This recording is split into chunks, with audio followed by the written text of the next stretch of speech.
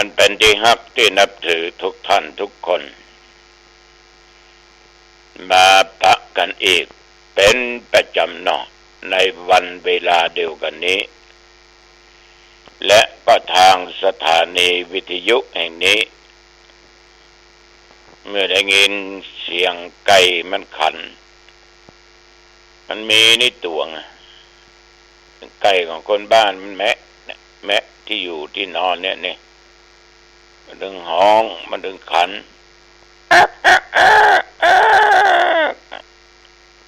เจ้าก็ได้ยินก็เลยเฮียนเสียงมัน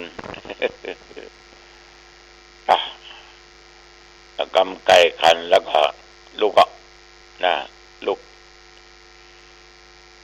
ญาติโยมท่านผู้ฟังทั้งหลายก่อนอื่นนั้นก็ต้องขออนุโมทนาขอบใจต่อทุกท่านทุกคนที่ติดตามฟังรายการนี้มาด้วยดีตลอดฟังถึงเมื่อเช้าฟังถึงเมื่อตอนฟังถึงเมื่อแลงเมื่อค่ำเมื่อคืนขออนุโมทนานักเดือนนี้เป็นเดือนมหามงคลปีมหามงคลพระชนมายุขององค์พระบาทสมเด็จพระวชิรเกล้าเจ้าอยู่หัวคือพ่อหลวงของพวกเราที่พระองค์ท่านนั้นดังที่หูกันมีพระชนมายุครบ6 รอบอายุพระองค์ท่านจะได้72 ปีเต็มละวันที่28เดือนกรกฎาคมพุทธศักราช2567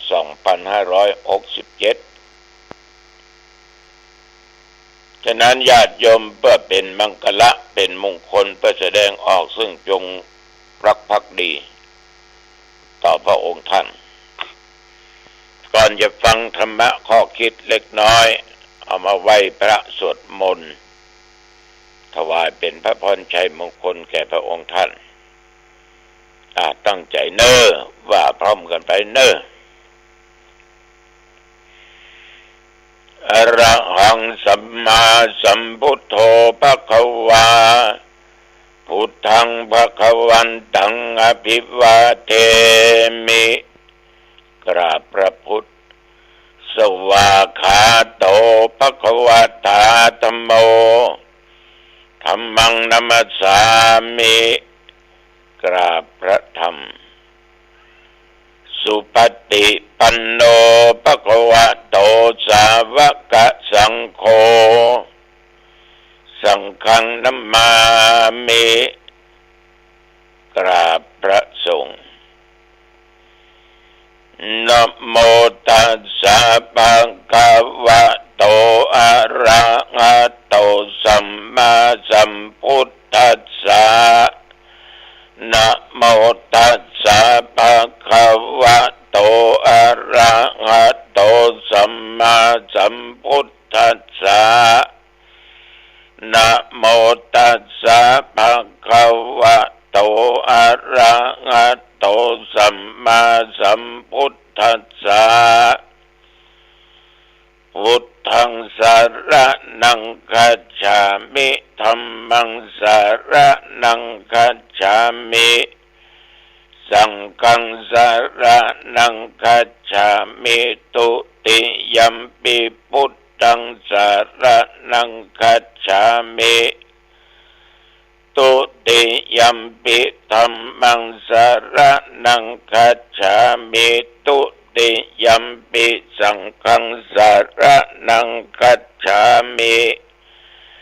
ตติยัมปิพุทธังสรณังคัจฉามิตติยัมปิธัมมังสรณังคัจฉามิตติยัมปิสังฆังสรณังคัจฉามิอิติปิโสภะคะวะอะระหังสัมมาสัมพุทโธวิชชาจารณะสัมปันโนสุขโตโลกวิทูอนุตตโรปุริสธรรมสารถิ สัทธาเทวมนุษย์สานังพุทโธภควาติสวากขาโตภควตาธัมโมสันติติโกอากาลิโกเอหิปัสสิโกโอปันนะยิโกปัจจตังเวทิตโพวินโยหิติสุปฏิปันโนภควโตสาวกสังโฆอุชุปฏิปันโนภควโตสาวกสังโฆยายาปฏิปันโนภควโตสาวกสังโฆสามีจิปฏิปันโนภควโตสาวกสังโฆยะทิทังจัตตาลิปุริสายุคานิอัตถปุริสปุคลาเอสะภควโตสาวกสังโฆอาหุนยโยปะหุนยโยทักขินยโยอัญชลีกรณิโยอนุตตรังปุญญาเขตังโลกัสสาติยันดุนิมิตตังอวะมังคลัญญาโยจามานาปุสกุนัสสะสัทโธปะปัคคะโอโตสุปินังอะกันตังพุทธานุภาเวนะวินาสมินตุยันตุนิมิตตังอวะมังคลัญญาโยจามานาปุสกุนัสสะสัทโธปะปัคคะโอโตสุปินังอะกันตังธรรมานุภาเวนะวินาสเมนตุยันตุนิมิตตังอวะมังคลัญญาโยจามะนาปุสกุนัสสะสัทโธปะปัคคะโอตุสุปินังอะกันตังสังฆานุภาเวนะวินาสเมนตุมหาวชิลาลังกรโนไทยานังธรรมคติโยมหาปุญโยมหาเตโชขันติเมตตาติธรรมิโกสัมพุทธมามะโกอโคสาสนัสสุปะธัมภโกไทยรัตถสะอัฏฐาญะกรัญญานิปกุภะเตภิกขุศาสนกิจเจสุสังคันหติวิเศษโตอุปัฏฐัมปติเตสัญจาปิตกตยสิกขนังจิตเตนะสาธุการายะรัตเตสัจฉันทการิโนกาเรติบุติภาวายะรัตถัสสะจะปัจฉายะจะเอเตจัตตะพลัญเยสังยิตักกราสุเจตสาตโตวะไทยิกาสเปสมัคคาสันติชีวิโนปิญโยเอตังปิยายันติภวันติอันตภัตติกาสามัคคิยาจัสสะเปสังไทยะเทโสวิโลจตินานาเตเสสุปัญญาโตนิพพโยนิรุปัฏฐโวอิทาเนสุมหาราชาตเวสัตตติสัมมายุโกอิติเสมังคะเลกะเลเทมัสสะชยมังคะลังรัตนัตยานุภาเวนะ รัตนัตยะเตชะสาปรมินทมหาราชา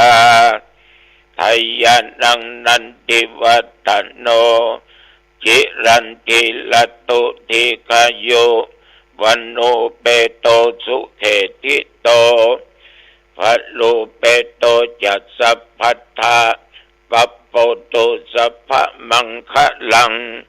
สิริลัตเกปฏิธาโตนิจังพัทธัลลาเนปัสสโตสัพเพมัยอิติกาเทวาอภิปาเลนตุนังสัทธาจิรันติตตุโลกัสสมิงสัมมาสัมพุทธัสสะสนันติภวตุสัพพมังคะลังรักขันตุสัพพเทวตาสัพพพุทธานุภาเวนะสัทธาสุธิภวันตุเตภวตุสัพพมังคะลังรักขันตุสัพพเทวตาสัพพธรรมานุภาเวนะสัทธาสุธิภวันตุเตภวตุสัพพมังคะลังรักขันตุสัพพเทวตาสัพพสังฆานุภาเวนะสัทธาสุธิภวันตุเต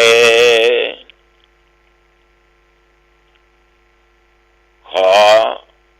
อัญเชิญคุณแห่งพระพุทธเชิญคุณแห่งพระธรรมเชิญคุณแห่งพระสงฆ์อาตมภาพพร้อมประสบนิกรทุกผู้เล่าขอให้บทสวดมนต์นี้เป็นบทศักดิ์สิทธิ์ด้วยสัตย์วาจาสัจจะวาจาความสัตย์ขอถวายพระพรแด่องค์พระบาทสมเด็จพระวชิรเกล้าเจ้าอยู่หัวเนื่องในปีมหามงคลครบ6 รอบ72 พระพรรษาของพระองค์ท่านในวันที่28 เดือนกรกฎาคมพุทธศักราช 2567 อาตมาขอให้พระองค์ทรงมีสุขภาพพละไมอันแข็งแรงทรงมีพระเกษมสำราญทรงมีพระชนมายุยิ่งยืนนานได้120 พระพรรษายิ่งขึ้นไปทีฆายุโกโหตุมหาราชาขอถวายพระพร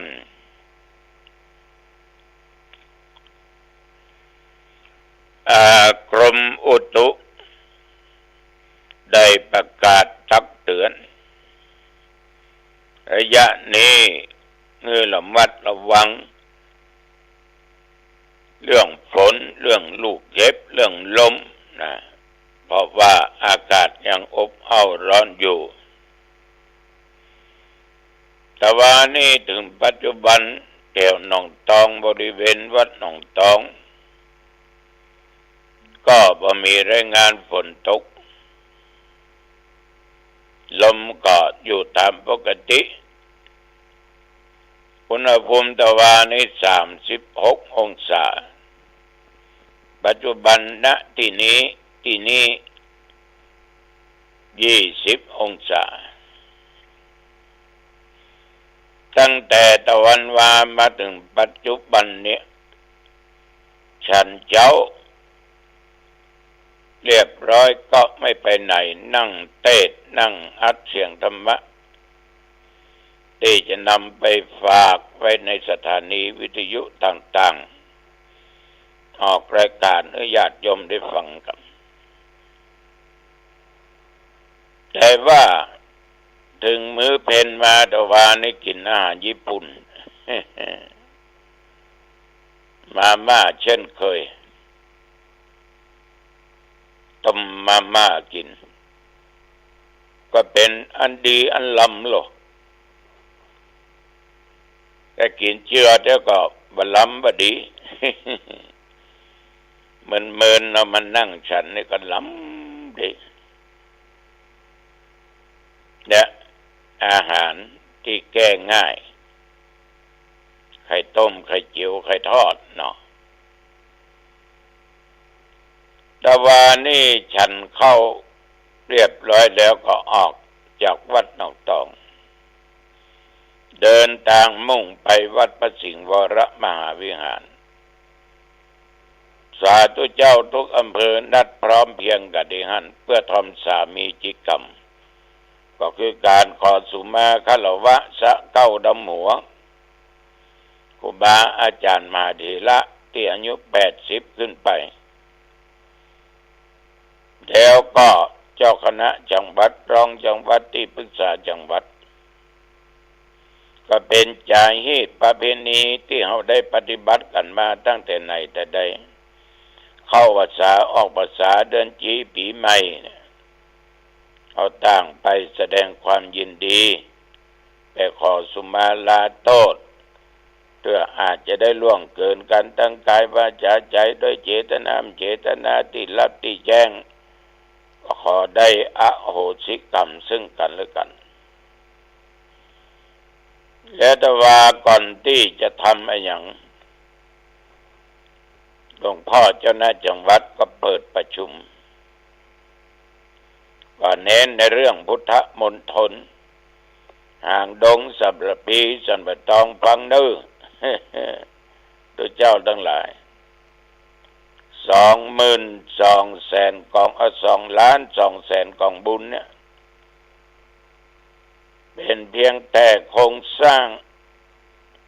ยังบรรดับไฟประดับประดาอย่างก็แสดงว่าต้องมีก๊อก2ต้องมีรอบที่2ตัวเจ้าทั้งหลายถ้าฟังนี้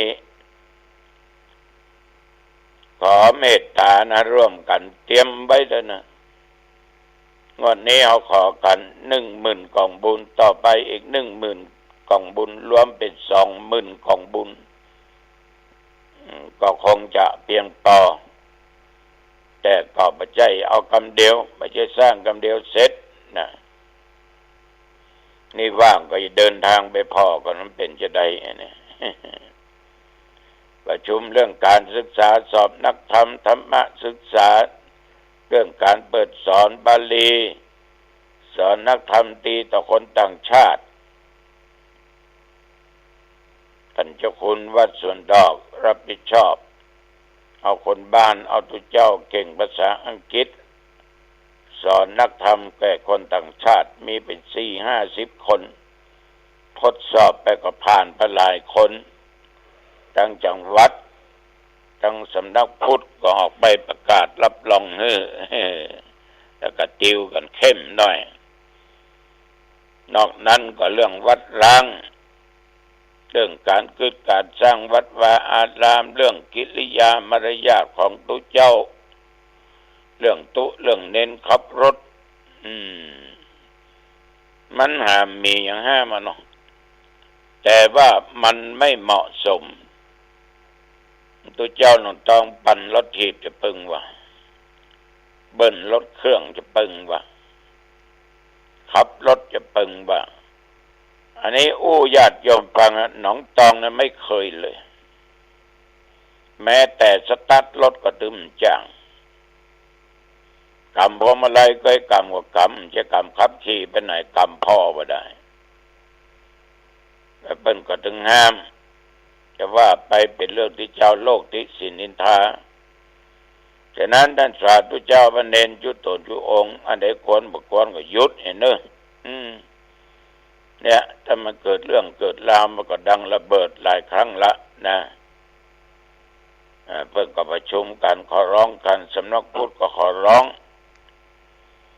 ก็เลิกตะวันนี่เกือบ3 โมงเพราะก่อนจะประชุมก็มีการเจริญพุทธมนต์เจริญสมาธิภาวนาก่อนจึงประชุมกัน กลับมาถึงวัดก็ถึงไปไหนแต่ว่าระยะนี้ส่วนมากจะเฝ้าวัดเฝ้าว่า วันนี้เที่ยงก็จะไปธรรมทูตที่วัดชัยวุฒิบันให้นะก็จะทำพิธีผู้นำทำได้งดเหล้าเข้าพรรษางดเหล้าเข้าพรรษาญาติโยมเราต้องมีธรรมะเมื่ออยู่ในสังคมนั่นก็คือเรื่องขันติคือความอดทนอดกลั้นแต่ถ้าเติมว่าสังวร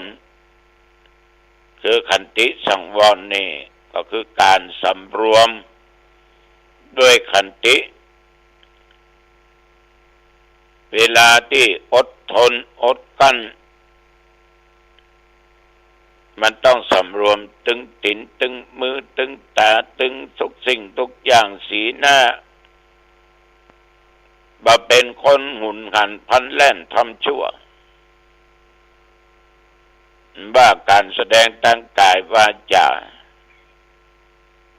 เนี่ยบางท่านบางโถนว่าตุเจ้าว่าคนบ้านมีเหมือนกันขันติอดทนอดกลั้นบางคนหนึ่งแบบว่าข้าอดว่าได้ละเนอบางคนก็กำเหมาะนะฮะอดว่าได้ละกูอดว่าได้ละ กำลูกกุยแน่นแท็ก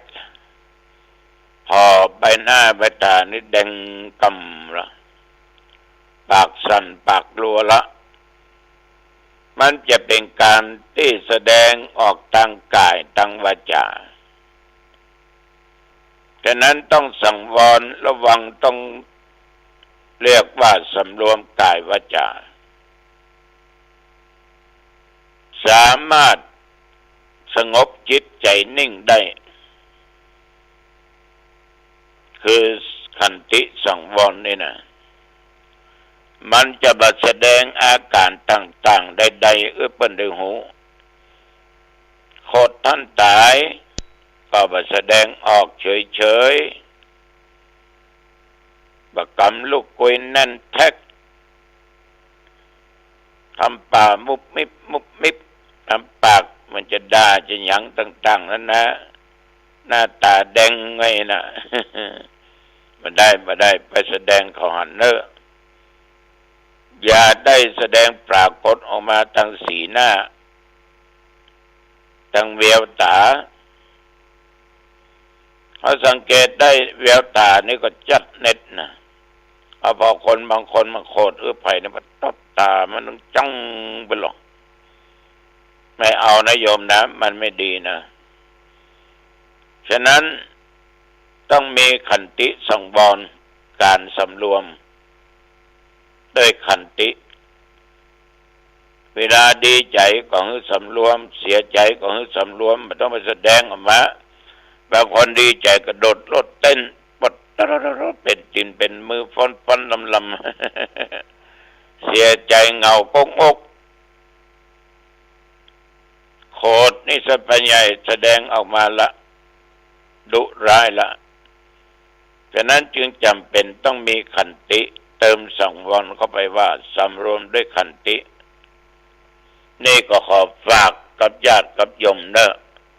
ท่านผู้ฟังทั้งหลายลองนำไปคิดพิจารณาปีนี้ตุ๊ดลุงจะสืบชะตาวันที่7 กันยาวันเกิดนิมนต์ทุกเจ้าเต้ากูลพระส่งก็14 รูป14 ตนแล้วก็อาจจะมาเกิน21เนาะว่าไว้ก่อนเจริญพรญาติโยมเป็นรายการเนอะพากันไปร่วมกันเนอะมีอย่างไปเลี้ยงกันได้เนอะ ที่7 กันยาปีนี้จะ78ละนะเอาละวันนี้จะไปมาเป็นเวลาพอสมควรอายุวันโนสุขังพลังพบกันใหม่โอกาสหน้าเจริญพรสวัสดีครับท่านผู้ฟังที่เคารพฉลอง 2,600 ปีแห่งการตรัสรู้ขององค์สมเด็จพระสัมมาสัมพุทธเจ้าในส่วนของการนำสาระ ในวันนี้ครับผมเกษตรเพชรนิจจะได้แบ่งปันความคิดดีๆเพื่อร่วมฉลอง 2,600 ปีแห่งการตรัสรู้ขององค์สมเด็จพระสัมมาสัมพุทธเจ้าปีนี้เป็นปีอันยิ่งใหญ่ดังที่ผมได้มีเพลงไตเติ้ลฉลอง 2,600 ปีก็ถือว่าเป็นสหปุญญาการีทั้งพระเถรานุเถระพระสังฆาธิการทุกระดับรวมถึงอุบาสกอุบาสิกาเราก็เฉลิมฉลองกันอย่างยิ่งใหญ่ครับปีนี้ตลอดทั้งปีกับ 2,600 ปีครับที่เราได้มีโอกาสสืบทอดอายุพระพุทธศาสนามาสู่ท่านผู้ฟังก็หลายท่านก็คงไม่ต้องเครียดในการศึกษาวิชาการทางพระพุทธศาสนาถือว่าพระธรรมคำสอน 84,000 พระธรรมขันธ์นะครับปัญญาบารมีของแต่ละคนแต่ละท่านได้มาไม่เหมือนกันไม่เท่ากันทั้งหญิงทั้งชายทั้งเด็กทั้งผู้ใหญ่ทุกชาติชั้นวรรณะภาษาครับแม้ว่า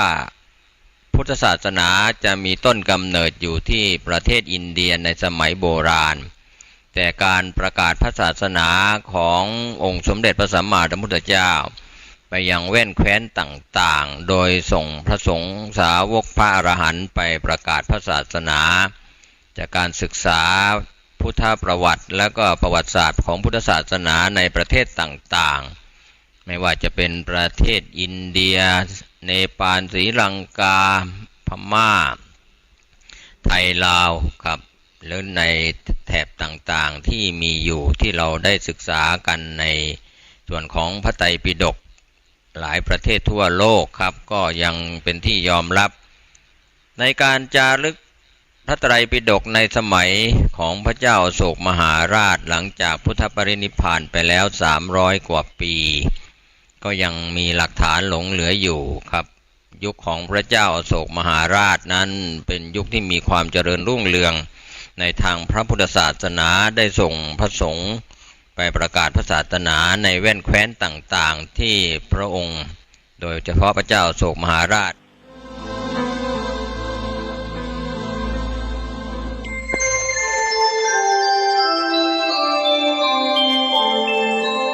ขณะนี้ท่านกำลังฟังสถานีวิทยุกระจายเสียง FM 104.5 เมกะเฮิรตซ์ขอเชิญร่วมถวายเทียนพรรษาประจำปี 2567 ของเครือข่ายคลื่นสีขาวเชียงใหม่เชียงรายลำพูนลำปางแป่น่านและพะเยา